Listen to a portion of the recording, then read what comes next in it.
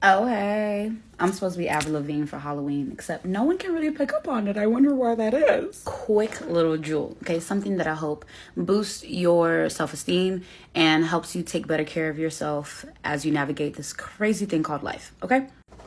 It's a simple swap out, okay? Instead of asking yourself, why? Why'd you do that? Why'd you text him? Why'd you go back to your ex? Why did you hit her up? Why did you do that knowing damn well, instead of asking yourself why, like why did I choose to do this for my Halloween costume? Ask yourself, what? Y'all are like, don't say girl, this makes absolutely no sense.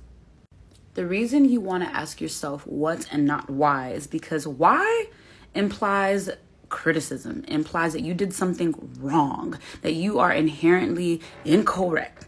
And it can just be really hard to ever change your behavior when you're not meeting yourself with grace and comfort, because let's be real, you're only punishing yourself the way you were punished when you were little, and we know that that doesn't really work. It's not really effective to be cruel to yourself in the process of healing. So what's the alternative?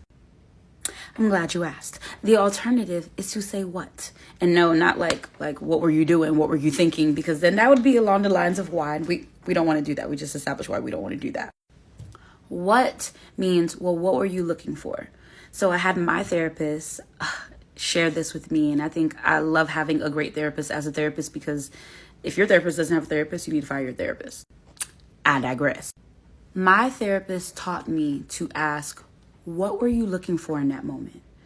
I told her about a guy that I knew ain't shit, and that I texted him anyway, and I expressed how upset I was because I was like, it's like I knew I shouldn't have hit him up, but I hit him up anyway. And she just asked me this very simple yet powerful question.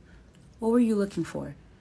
And she told me to take some deep belly breaths and close my eyes, but I didn't even need to do all that stuff. Although those things can be really grounding and taking you back to that moment to reassess what you wanted. But when she asked me what I was looking for, I was looking for validation. I was looking to not be abandoned, and I was looking for comfort. So the other day I tried this with one of my clients when she expressed that she went somewhere with a group of people she didn't like, even though she didn't really want to. And instead of saying, well, why'd you do that? I asked her, so what were you looking for when you really think about it? And she was like, I didn't want to be alone. Yeah, it makes more sense when you ask yourself, what were you looking for?